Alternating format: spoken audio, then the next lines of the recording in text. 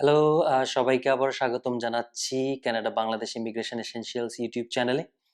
আশা করছি সবাই ভালো আছেন। আপনাদের জন্য একটা বড় সুখবর নিয়ে আসছি আজকে। সবসময় আসলে সুখবর আনতে পারি না। আজকে নিয়ে আসছি। সেটা হলো আপনারা এখন ঘরে বসেই IELTS দিতে পারবেন। আপনারা মনে হয় গত ১৫ তারিখের IELTS এর অ্যানাউন্সমেন্টটা দেখেছেন। যে IELTS ইন্ডিকেটর নামে আ ওনারা যেটা করছে যে ঘরে বসেই যাতে আপনারা IELTS এক্সামটা দিতে পারেন। ডিউ টু COVID-19 অনেক দেশেই এখন IELTS এর যে এক্সাম সেন্টারগুলো আছে সেগুলো বন্ধ আছে। তো যাতে করে স্টুডেন্টসদের একটু বলে রাখি, এটা শুধুমাত্র কিন্তু IELTS একাডেমিক মডিউল যেটা। এখনো পর্যন্ত IELTS জেনারেল মডিউলের কথা কিছু বলেনি, যেটা আপনারা ঘরে থেকে দিতে পারবেন কি পারবেন না। তো এটা শুধুমাত্র আমার মনে হচ্ছে স্টুডেন্টদের কথাটা চিন্তা করে করা হয়েছে। কারণ স্টুডেন্টরা তাদের ইনটেক মিস করছে, বা তাদের সেশন মিস করতেছে, যেহেতু তারা IELTS এক্সাম দিতে পারতেছে না। তো শুধুমাত্র স্টুডেন্টদের জন্য IELTS একাডেমিক এক্সামটা ঘরে বসে যাতে করে আপনারা এক্সামটা দিতে পারেন, সেরকমই একটা ব্যবস্থা করতেছে IELTS ইন্ডিকেটর। তো IELTS ইন্ডিকেটর জিনিসটা আসলে কি? সেটা আমি ডেসক্রিপশন বক্সে আপনাদেরকে লিংক দিয়ে দেবো। আপনারা যদি আরেকটু বেশি স্টাডি করতে চান, তাহলে এখানে গিয়ে স্টাডি করতে পারেন। তবে আমি একটু চেষ্টা করছি আপনাদের একটু ধারণা দেওয়ার জন্য যে আসলে পুরো বিষয়টা আসলে কি? এক্সামটা আসলে কি? কিভাবে হবে? হুম? তো এক্সামটা আসলে কি? এই এক্সামটা আমরা আ পরীক্ষা হলে গিয়ে যেভাবে এক্সাম সেন্টারে গিয়ে যেরকমভাবে ৪ টা মডিউল আমরা লিখতাম। একটা আমাদের লিসনিং, রিডিং এবং রাইটিং এবং স্পিকিং।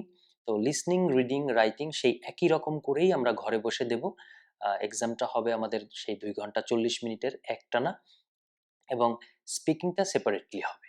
তো স্পিকিংটা সেপারেটলি আমরা কিভাবে দেব? সেটার জন্য আমি বলব সেটার জন্য কি, কি দরকার হবে। এবং এই এক্সামটা আপনারা প্রতি সপ্তাহে এই এক্সামটা IELTS কন্ডাক্ট করবে, এবং আপনারা সপ্তাহে ১ বার করে এটা বুকিং করতে পারবেন, এবং ১ বার করে এক্সামে বসতে পারবেন। এবং এর বুকিংটা শুরু হচ্ছে ২২ তারিখ থেকে, এই মাসের ২২শে এপ্রিল থেকে।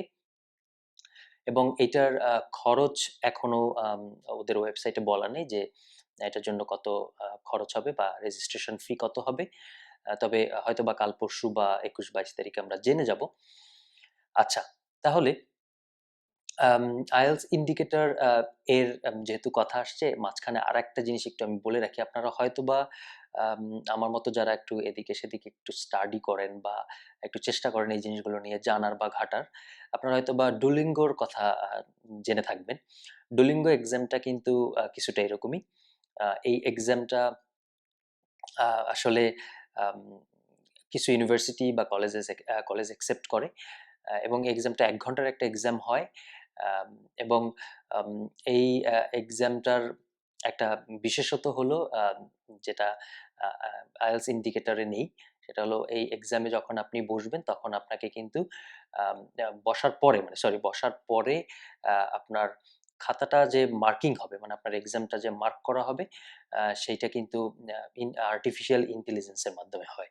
তো কিন্তু এই IELTS ইন্ডিকেটরের মাধ্যমে আপনারা যেটা ঘরে বসে যেটা দিচ্ছেন, এটা কিন্তু আপনার খাতাটা কিন্তু এক্সামিনাররাই কাটবে। সো এই খা এই এই এই এখান থেকে একটু বড় পার্থক্য কিন্তু আমার মনে হয়। কারণ যখন এক্সামিনার আপনার খাতাটা কাটবে, আমার মনে হয় জিনিসটা খুব একটা যে সহজ আমি বলছি সেটা না, আসলে খুব একটা সহজ হবে না। তবে পরের পার্টে আমি যেটা নিয়ে কথা বলব, সেটা শুনলে আপনারা হয়তোবা মনে হবে যে না, আসলে তো খুবই সহজ ব্যাপারটা। হুম? যেহেতু আমি বলেছি যে স্পিকিং এক্সামটা সেপারেটলি হবে। তো আ এখানে একটা মজার বিষয় যেটা হলো, আম আপনি যখন সামনে বসে কথা বলেন কোনো এক্সামিনারের, মানে এক্সামটা যখন সামনাসামনি দেন, এক্সাম হলে গিয়ে, তখন আপনি অনেক নার্ভাস থাকেন। অনেকে আছে যারা নার্ভাস থাকে। বিশেষ করে স্পিকিং এ যারা একটু দুর্বল, তারা অনেকেই নার্ভাস থাকে। এবং এক্সামটায় প্রিপারেশন ভালো থাকা সত্ত্বেও দেখা যায় ওই নার্ভাসনেস এর কারণে আমরা কিন্তু খুব একটা ভালো করতে পারি না। তবে আমার মনে হয় এই IELTS ইন্ডিকেটরের মাধ্যমে যে এক্সামটা হচ্ছে, এখানে অনেকে ভালো করবে। কেন ভালো করবে? কারণ এক্সামটা যেহেতু অনলাইনে হচ্ছে, আপনি এক্সামিনারকে দেখছেন না। তো আমার মনে হয় ওই নার্ভাসনেসটা এখানে কাজ করবে না, এবং আপনারা স্পিকিং এ খুব ভালো করতে পারবেন। আচ্ছা, তাহলে এইবার একটু বলি যে এই এক্সামটা যেহেতু আপনারা ঘরে বসে দিচ্ছেন, তো ঘরে আপনাকে এই এক্সামটা দিতে হলে কি, কি থাকতে হবে? তাহলে আপনাকে অবশ্যই একটা নিরিবিলি একটা রুম থাকতে হবে। আপনার চেয়ার টেবিল থাকতে হবে। আপনার কম্পিউটার থাকতে হবে। আপনি কিন্তু মোবাইল থেকে দিতে পারছেন না এক্সামটা। অবশ্যই আপনাকে আপনার ল্যাপটপ অথবা ডেস্কটপ থেকে এক্সামটা দিতে হবে। এবং হেডফোন থাকতে হবে, মাইক্রোফোন থাকতে হবে। আপনার একটা এবং মোস্ট ইম্পোর্টেন্ট যে বিষয়টা সেটা হলো স্ট্রং ইন্টারনেট কানেকশন থাকতে হবে। যদি এক্সামের মাঝখানে আপনার ইন্টারনেট ডিসকানেক্ট হয়ে যায় তাহলে কিন্তু একটু ঝামেলা হয়ে যাবে। সো এই দিকটাতে একটু ভালো করে খেয়াল রাখবেন। আর একটা জিনিস কি থাকতে হবে? অবশ্যই ক্যামেরা থাকতে হবে, তাই না? কারণ আপনি কি করতেছেন? আপনি যদি চিট করেন, আপনি যদি নকল করেন আর আরেকজনের এসে যদি লিখে দেন, হ্যাঁ, তো ভেজাল হয়ে যাবে। এক্সামটা তো আপনার থাকলো না তাহলে। না, আমি আসলে মজা করতেছি। এই এক্সামটাতে এইটাই একটা মজার পার্ট এখনো পর্যন্ত। আজকের আপডেট অনুযায়ী। কারণ আজকে পর্যন্ত আমি তাদের ওয়েবসাইটে ক্যামেরা বিষয়ক কোনো কথা কিন্তু দেখি নাই। তার মানে কি? যেহেতু ওই ইনস্ট্রাকশনে ক্যামেরার কথা নেই, তার মানে এই এক্সামে আসলে আপনার ক্যামেরা লাগছে না। তার মানে কি? আপনি যত ইচ্ছা তত চুরি করে অন্যের জিনিস লিখতে পারবেন। ব্যাপারটা সেরকমই। আচ্ছা, আমি ডুওলিঙ্গোর কথা যখন বললাম যে ডুওলিঙ্গো এক্সামটা কিন্তু পুরো এক্সামটাই কিন্তু স্ক্রিনটা কিন্তু রেকর্ড হয় ক্যামেরার মাধ্যমে এবং আপনি যেই রুমে বসে এক্সামটা দেন সেটাও কিন্তু রেকর্ড হয়। কিন্তু এই আইএলটিএস ইন্ডিকেটরের এই এক্সামে আমি যেটা দেখছি এখানে ক্যামেরার কোনো কথা লেখা নেই।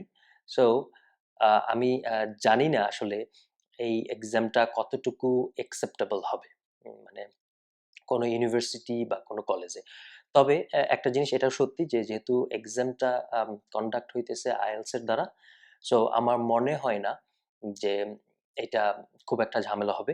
অন্য ইউনিভার্সিটি এবং কলেজগুলো এই এক্সামের রিপোর্ট অবশ্যই অ্যাকসেপ্ট করবে। তবে আম একটা জিনিস যেটা হলো আমি একটু সন্দেহ হয়েছিল আমার। আমি এজন্য সন্দেহের কারণে আমি যেটা করেছি, আমি কিছু ইউনিভার্সিটি এবং কিছু কলেজের এখানের ওয়েবসাইটে আমি একটু আপডেট দেখার জন্য গিয়েছিলাম যে আসলে এই এক্সামটা কোন ইউনিভার্সিটি বা কলেজ অ্যাকসেপ্ট করবে। তবে আমি কোনো কলেজ বা কোনো ইউনিভার্সিটিতে এখনো পর্যন্ত ওরকম দেখতে পাই নাই। হয়তোবা আছে, কোথাও হয়তোবা অলরেডি তারা আপডেট করে ফেলছে। কিন্তু আমি পাইনি। এই বিষয়টি নিয়ে আপনারা চিন্তিত হবেন না। যেহেতু এটা আইএলটিএস এর ডিসিশন, অবশ্যই ইউনিভার্সিটি এবং কলেজগুলো এটাকে অ্যাকসেপ্ট করবে। সো আপনারা প্রিপারেশন নিতে থাকেন এই এক্সামের জন্য। আ এবং আরেকটা জিনিস বলি, সেটা হলো কোন দেশে এই এক্সামটা অ্যাকসেপ্টেবল বা এই এক্সামটা আপনি দিতে পারবেন কোন দেশ থেকে, সেটা এখনো পর্যন্ত কিন্তু জানা যায় নাই। তবে আমার মনে হচ্ছে আ যে দেশগুলো বিশ্বের প্রায় সবগুলো দেশেই তো COVID-19 এ ক্ষতিগ্রস্ত এবং সবগুলো দেশেই মোটামুটি IELTS এক্সাম সেন্টার এখন বন্ধ আছে। তো আমার মনে হচ্ছে প্রত্যেকটা দেশ থেকেই আপনারা দিতে পারবেন। তবে একটু এই ওয়েবসাইট থেকে প্রত্যেকদিন আপনারা আপডেটেড থাকার চেষ্টা করবেন যে আসলে ওখানে নতুন কোনো ইনস্ট্রাকশনস আসলো কিনা যেটা আপনার ক্ষেত্রে প্রযোজ্য। তো আমিও চেষ্টা করব আপনাদের হয়ে প্রত্যেকদিন, যেটা আমি আসলে সবসময় চেষ্টা করি যেটা আসলে আপনাদেরকে একটু আপডেটেড রাখার সবকিছুতে। তো আমি এই বিষয়টাও আপনাদেরকে একটু আপডেট রাখার চেষ্টা করব। তাহলে আম একটা যদি সামারি বলি, আসলে এক্সামটা আমরা এক্সাম হলে যেভাবেই দিতাম ৪ টা মডিউল, লিসনিং, রিডিং, রাইটিং এবং স্পিকিং সবগুলোই আমরা দেব। পার্থক্য শুধু ওইটুকুই থাকলো যে এই এক্সামটা আমরা ঘরে বসে দেব এবং এখানে কোনো ক্যামেরা থাকছে না। আমরা আমাদের মতো করে এক্সামটা দেব এবং যথেষ্ট আ ভালো হবে আশা করছি স্পিকিং মডিউলটা। কারণ এখানে কোনো নার্ভাসনেস কাজ করার কিছু নেই। কারণ আপনি আপনার এক্সামিনারকে দেখছেন না সরাসরি। সো এটা আশা করছি ভালো হবে। এক্সামের ফলাফলটা সবার ভালো হোক। স্টুডেন্টসরা বিশেষ করে যারা খুবই টেনশনের মধ্যে ছিল যে সেশন মিস করছে তারা IELTS এক্সামের কারণে, তাদের জন্য আমি বলছি প্র্যাকটিস শুরু করেন, যে বাকি ২-৩ দিন আছে। অবশ্যই প্র্যাকটিস করতে থাকেন এবং ২২ তারিখে চেষ্টা করেন যদি এখানে রেজিস্ট্রেশন করে এক্সামটা দেওয়া যায়। আর কি? আর তেমন কিছু আজকে বলার নেই। যদি আপনারা আমার চ্যানেলে যদি আপনি নতুন হয়ে থাকেন আজকে, রিকোয়েস্ট থাকবে চ্যানেলটাকে সাবস্ক্রাইব করুন। সাথে থাকুন যাতে করে ইমিগ্রেশন থেকে শুরু করে স্টাডি পারমিট এবং সমস্ত বিষয়ে আপডেটেড থাকতে পারেন। আর আর কি এই তো পরবর্তী পর্বে আবার দেখা হবে আপনাদের সাথে নতুন কোনো টপিক নিয়ে। সে পর্যন্ত সবাই ভালো থাকুন, সুস্থ থাকুন। ধন্যবাদ।